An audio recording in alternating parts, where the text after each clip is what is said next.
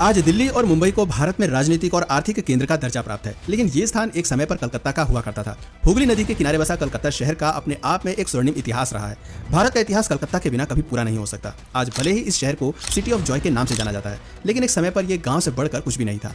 कई बार इस शहर में लोगों की लाश का अंबार भी देखने को मिलता था। खून पसीने से सींचकर यह शहर तैयार किया हुआ है। लेकिन सवाल आता है कि कलकत्ता को गांव से शहर किसने बनाया? यहाँ पर किस तरह विकास की लहर चली? इस शहर के अतीत में कौन से राज छिपे हैं?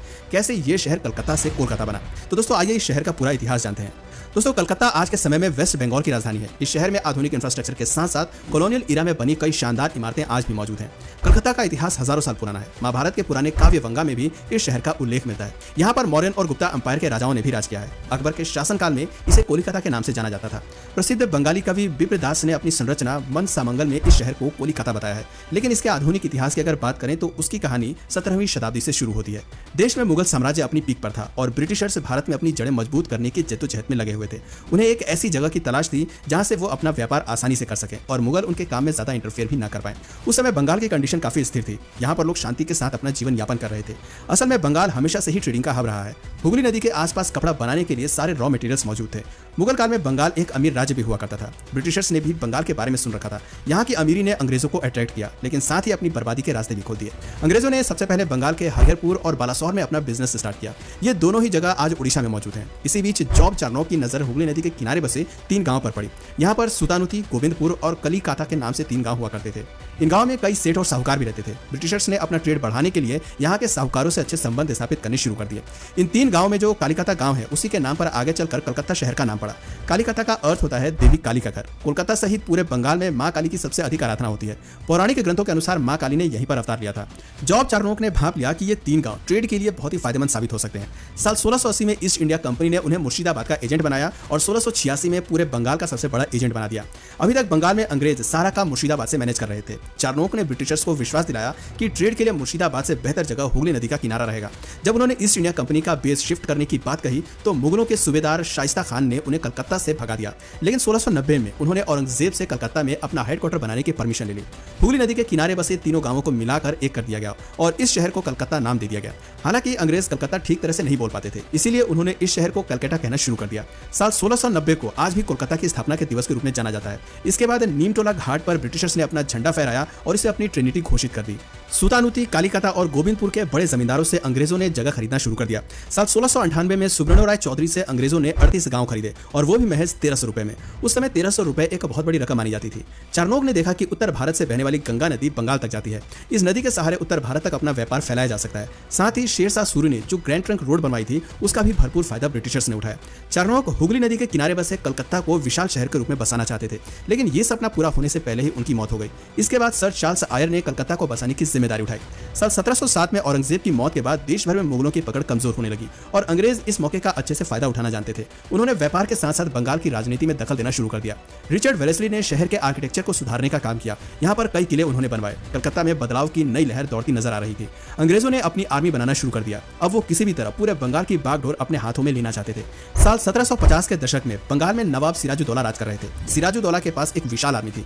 ब्रिटिशर्स जानते थे कि सीधे तरीके से नवाब को हराना संभव नहीं है। ब्रिटिश जनरल रॉबर्ट क्लाइव ने नवाब के सेनापति मीर जाफर के साथ गुप्त संधि कर ली और 1757 में हुए बैटल ऑफ प्लासी में धोखे से नवाब सिराजुद्दौला को हरा दिया। इसके बाद ईस्ट इंडिया कंपनी ने भारत में रूल करना शुरू कर दिया। अब वो सिर्फ एक ट्रेडिंग कंपनी ही नहीं रही थी।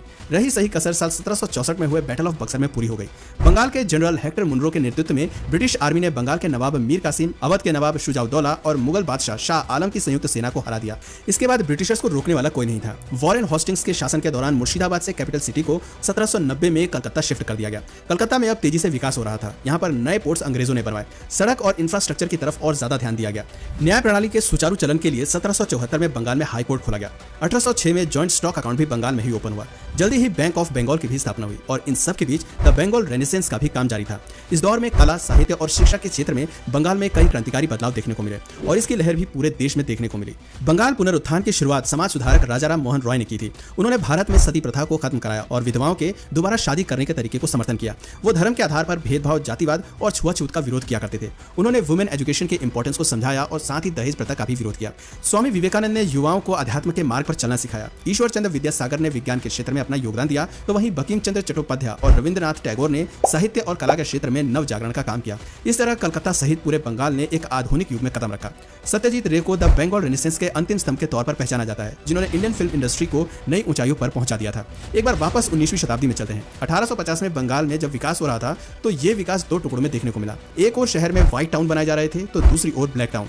व्हाइट टाउन अंग्रेजों ने अपने रहने के लिए बनवाए, जो यूरोपियन सिटी से इंस्पायर्ड थे। यहाँ पक्के मकान थे, सभी सुख सुविधाएं थी और एक अच्छा लाइफस्टाइल वो अपना रहे थे। दूसरी ओर ब्लैक टाउन में हालात बिल्कुल अपोजिट थे। यहाँ पर मछुआरे, किसान और अन्य मजदूर कच्चे मकानों में रहने को मजबूर थे। उन्हें पीने का साफ पानी भी नसीब नहीं हो पाता था। लेकिन अंग्रेज फिर भी बंगाल के विकास के गीत देश भर में गा रहे थे। साल 1888 में इलाहाबाद में ग्रैंड पैलेस में एक लेटर पढ़ा गया, जिसमें लिखा था कि भारत में अब मुगल एम्पायर खत्म हो गया है और देश पूरी तरह से ब्रिटिश मोनार्क के अंडर आ रहा है। कलकत्ता को royal capital of British India भी घोषित कर दिया गया। साल 1905 में कलकत्ता का डाउनफॉल शुरू हो गया। लॉर्ड कर्जन ने पार्टीशन ऑफ बंगाल का ऐलान कर हिंदुओं और मुस्लिमों के बीच सांप्रदायिक दंगे शुरू करवा दिए थे। कई सालों तक विद्रोह जारी रहा। हजारों लोगों की इन दंगों में जान चली गई थी। कलकत्ता से पूरे भारत को कंट्रोल करना मुश्किल हो रहा था। कलकत्ता का दबाव अब कम होता जा रहा था। साल 1911 में अंग्रेजों ने कैपिटल सिटी को कलकत्ता से दिल्ली शिफ्ट करने का फैसला किया। साल 1912 में उड़ीसा और बिहार भी बंगाल से अलग हो गए। इतिहास गवाह है कि दिल्ली पर कोई भी ताकत लंबे समय तक शासन नहीं कर पाई। न जाने कितने शासक दिल्ली की राजगद्दी पर बैठे, लेकिन लंबे समय तक कोई भी राजा रूल नहीं कर पाया। अंग्रेजों ने जब दिल्ली से रूल करना शुरू किया तो उनकी ताकत कम होने लगी। देश भर में आजादी की मांग तेजी से होने लगी। दूसरी ओर कलकत्ता की अहमियत खत्म होती जा रही थी। यहाँ पर प्रोडक्शन तो हो रहा था, लेकिन उसका फायदा जनता को नहीं मिल रहा था। इसका एक बड़ा उदाहरण साल 1943 में देखने को मिला, जब पूरे बंगाल में अकाल पड़ गया। कलकत्ता सहित पूरे राज्य में 60 लाख लोगों की जान चली गई थी। सड़कों पर लोगों की लाश कीड़े मकोड़ों की तरफ बिखरी हुई नजर आ रही थी। सेकेंड वर्ल्ड वॉर के दौरान कलकत्ता में जापान की सेना ने बमबारी की। यहाँ के हावड़ा ब्रिज और पोर्ट्स पर भी बम गिराए। हालांकि उन हमलों में लोगों की जान नहीं गई थी। इन सब से कलकत्ता थोड़ा संभलना शुरू ही हुआ कि इतने में आजादी के दंगे शुरू हो गए। हजारों लाखों हिंदू मुसलमान भाइयों की जान 1947 के दंगे में चली गई। दंगे शांत हुए तो यहाँ पर रिफ्यूजीज ने डेरा डालना शुरू कर दिया। ईस्ट पाकिस्तान से लोग गैर कानूनी तरीके से भारत आने लगे और आज भी लाखों शरणार्थी गैर कानूनी रूप से कलकत्ता और बंगाल के स्लम एरियाज में रह रहे हैं। डॉक्टर प्रफुल्ल चंद्र पटेल आजाद भारत में बंगाल के पहले मुख्यमंत्री बने। साल 2000 में सीएम बुद्धदेव भट्टाचार्य ने कलकत्ता का नाम बदलकर कोलकाता करने का ऐलान किया और 2001 में आधिकारिक रूप से इस शहर का नाम बदलकर कोलकाता कर दिया गया। आज के समय में कोलकाता भारत का एक अभिन्न अंग है। देश की जीडीपी में भी ये शहर अहम योगदान दे रहा है। तो दोस्तों, ये थी कलकत्ता के इतिहास से लेकर वर्तमान समय तक की पूरी जानकारी। आप इस वीडियो को किस शहर से देख रहे हैं नीचे कमेंट सेक्शन में जरूर बताइए। और अगर इस वीडियो से आपको कुछ नया जानने या सीखने को मिला या फिर इंटरेस्टिंग लगा तो प्लीज इस वीडियो को एक लाइक करके अपने फ्रेंड्स और फैमिली में से जरूर शेयर करें। और यदि आप इस चैनल पर नए हैं तो प्लीज इस चैनल को सब्सक्राइब करके बेल नोटिफिकेशन आइकन को ऑन कर लीजिए, ताकि हमारे आने वाले वीडियोस आप मिस न करें। मिलते हैं फिर किसी वीडियो में नए टॉपिक के साथ।